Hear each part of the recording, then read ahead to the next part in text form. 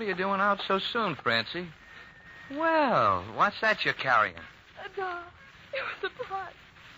Papa, do you think Mama would let me take Mary for my confirmation name? No, I don't, baby. Where's Neely? He's still inside. Why don't you think she'd let me take the name Mary? Because when you were christened, you were named Frances after Andy's girl. I know. But you were also named after Katie's mother. Your real name is Mary Frances Nolan. Oh, Papa, Papa. Merry Christmas. Merry Christmas.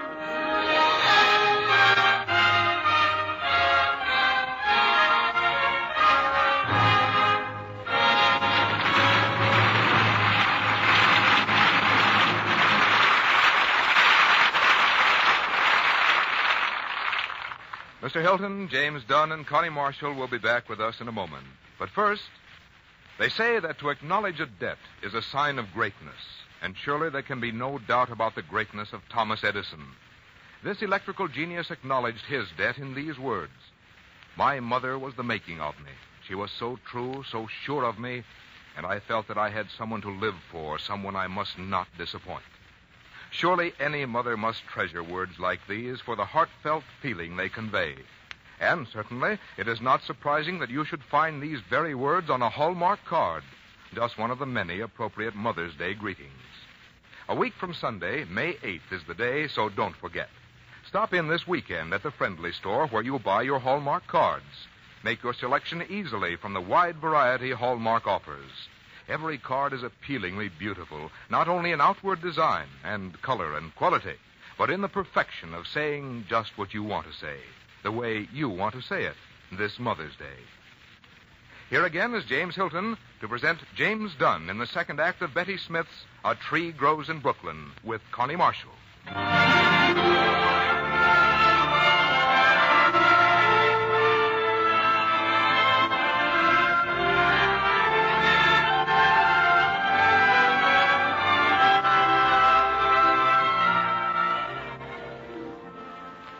Time went on as it does everywhere, even in Brooklyn. Spring came, and summer, and winter again. And suddenly Francie was 14, and it was almost Christmas again. But nothing was right about Christmas this year in Brooklyn, because something was wrong with Johnny. He came and went almost without speaking. His hands trembled badly. He could hardly hold the fork when he was eating. And suddenly he looked very old. Katie went about white and quiet, as though she were carrying the tragedy within herself. One night, Francie woke in the middle of the night.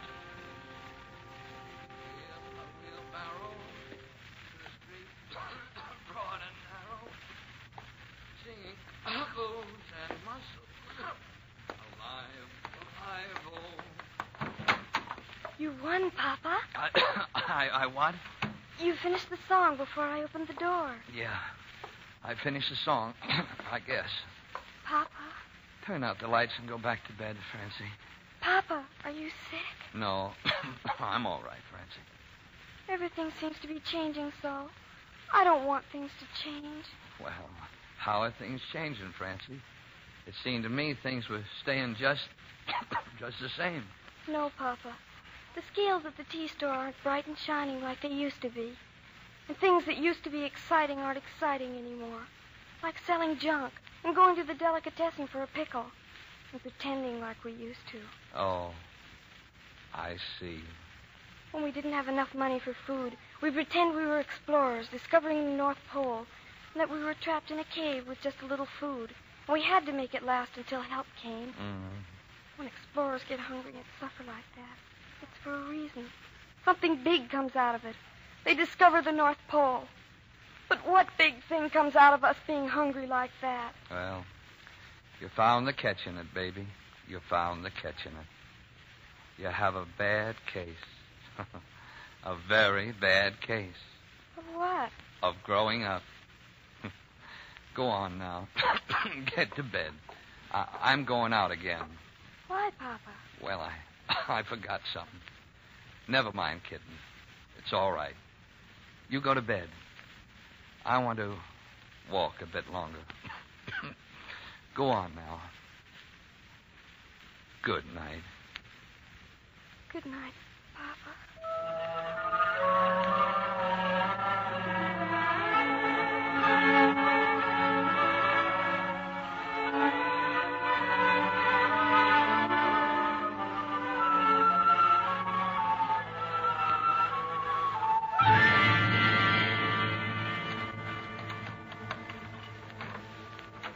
Mama, where have you been all day?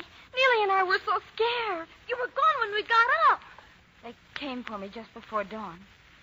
It was your father. You were asleep. I had to go to the hospital. They found him in the street, unconscious, pneumonia.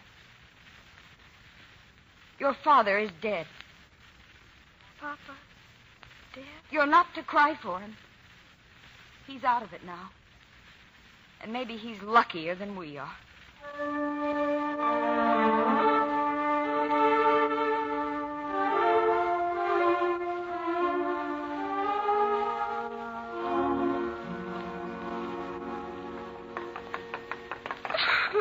Francie, wait for me. Wait for me, Francie. Oh, Neely, why did Papa have to die? I guess God wanted him.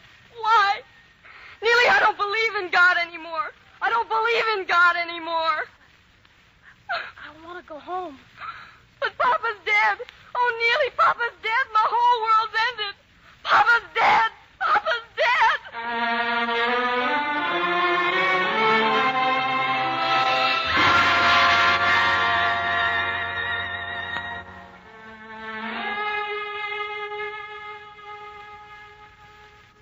Francie, what's happened to your writing? I don't know, Miss Gardner. You were one of my best pupils. You wrote so prettily.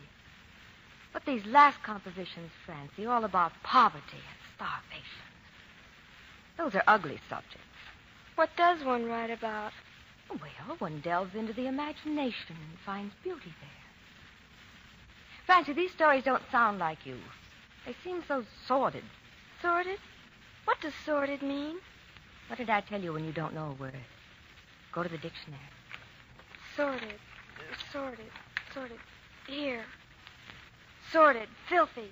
Filthy! Papa wore a clean shirt and collar every day of his life. He shined his shoes sometimes twice a day. We aren't discussing your father. Dirty! We're talking... Papa had his own mug at the barber shop. Gross. Papa was a dancer. He was slender and quick. Sordid, also mean and low. Why, everyone loved Papa. Everyone. Don't you ever dare use that word about us. Francie. Us? We were talking about your compositions. Why, Francis, I'm surprised. A well-behaved girl like you. Talking like that to your teacher the week before graduation. I'm sorry.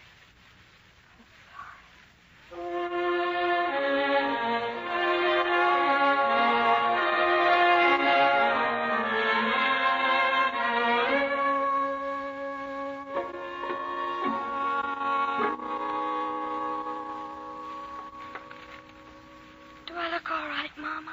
You look lovely, Francie. I'm sorry I can't go to your graduation, but with Neely graduating the same night and both of you in different schools, you see, your father planned that he would go with me.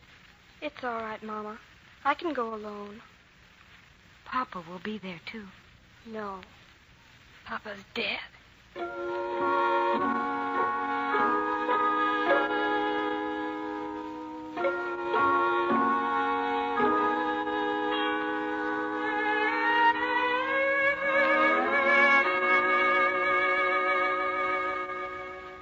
It was a lovely graduation, wasn't it, Francie? Yes, Miss Gardner. Good night. Aren't you going in the classroom to get your books? I took them this afternoon. Francie, you want to get your flowers. I haven't any flowers, Miss Gardner. Come and see.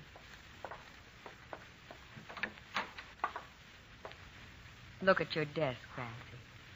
Red roses. Whose are they? Look at the card. It says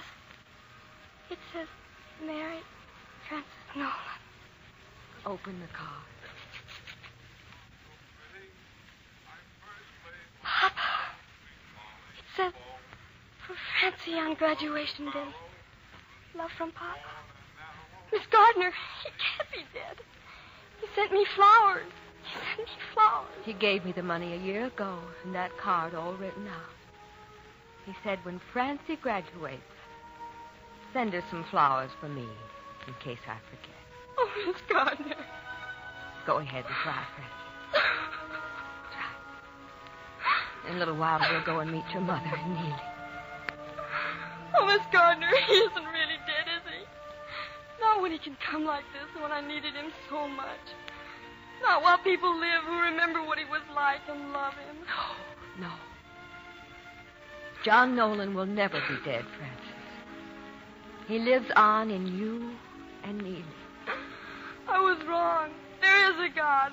Oh, Miss Gardner, there is a God. And isn't it wonderful? Papa knows him. Papa knows him.